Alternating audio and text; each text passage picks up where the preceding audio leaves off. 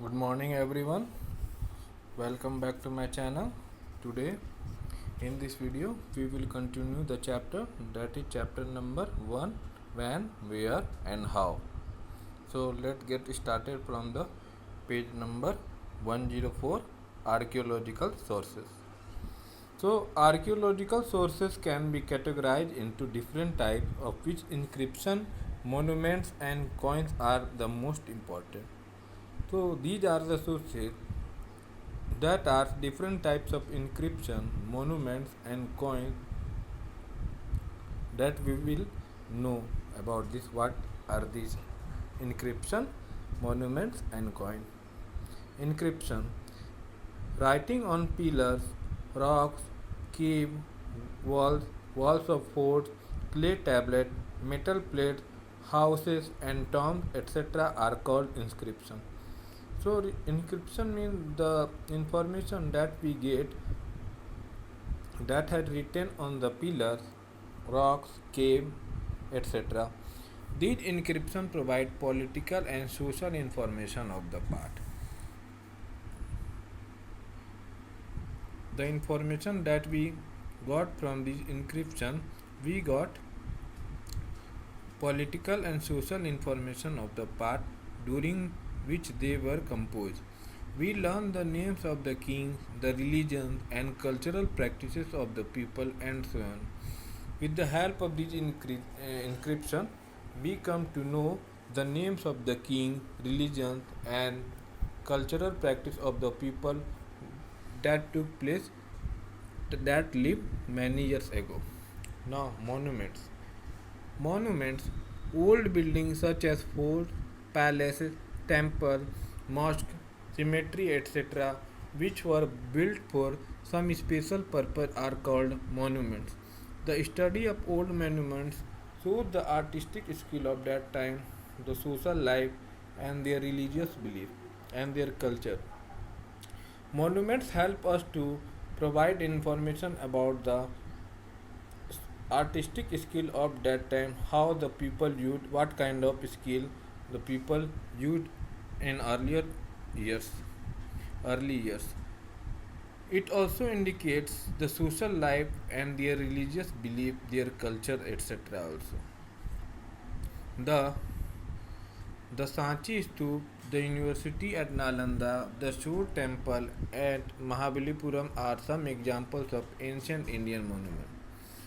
The description of buildings erected for religious or civil purposes, such as temples, stupa, palaces, and private houses, point to the condition prevailing in ancient times. Monuments of identical character excavated in India and abroad establish a link between various areas of the globe, suggesting that people from ancient India reached foreign land. So, monuments also help us to know about the monument that belong for religious or civil purpose, such as examples of temples, stupa, palaces, and private houses that we see whenever we visit some old places, ancient places.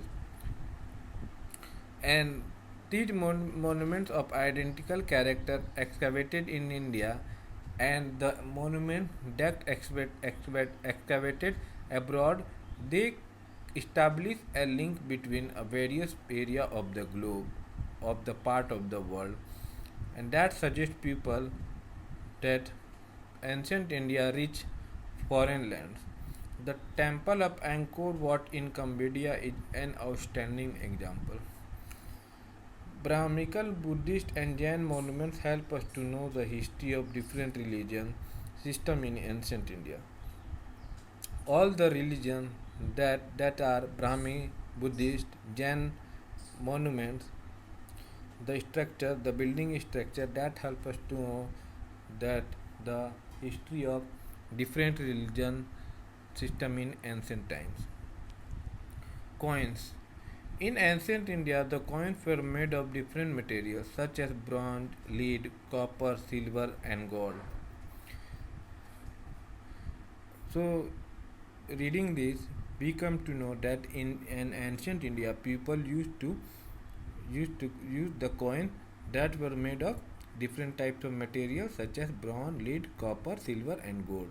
And with the help of these coins, scholars gather information about the period when they were issued as well as about the rulers who issued them. With the help of these coins, the scholars and historians gather information about the period when they were issued, about the rulers who ruled many years ago and who issued the coin.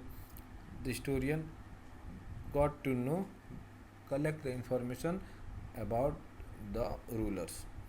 Coins inform also that many kingdoms of ancient India had commercial relation with other countries.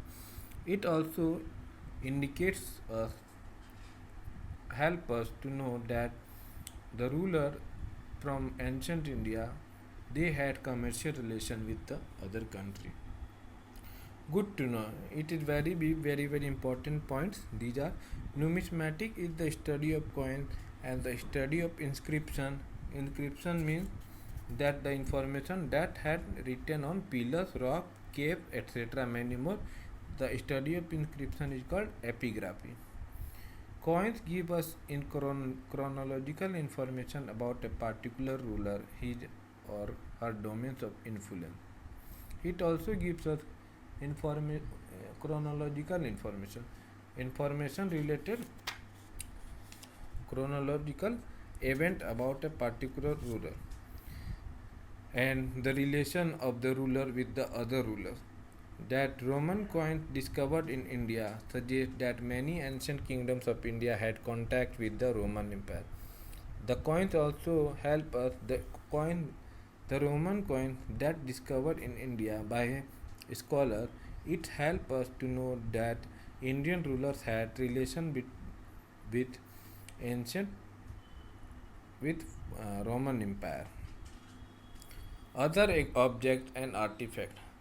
Other archaeological sources include numerous objects and artifacts found during excavations such as tools, pieces of pottery, sculpture, painting, ornaments, etc. Other man-made objects that are found during excavations such as tools, pieces of pottery, sculpture, painting, ornament, they are used as valuable supplementary sources of additional information on the people who created them. They also provide us the additional information of the people who created these objects and the times in which they were made. Numerous terracotta figurines, bronze statue and serrated seals help in our understanding the past. Now, archaeologists have even started studying plant remains, animal bones. Now, archaeologists also started study about the plant, about the animal bones, and about the food grains that are found in different sites. The study of artifacts, that means man-made objects such as painting, frescoes, and other objects of the past, enable us to draw an outline of the history of the Indian art. Like the monument, artifacts are a great source of information.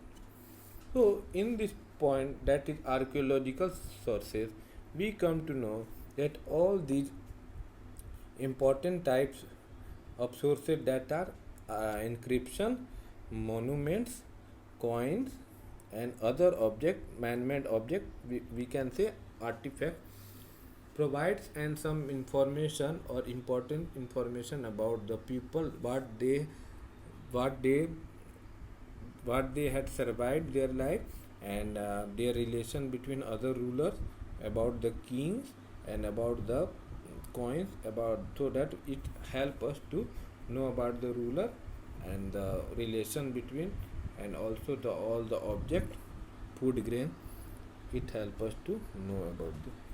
So it is very important point that provide information about the people, how people lived many years ago.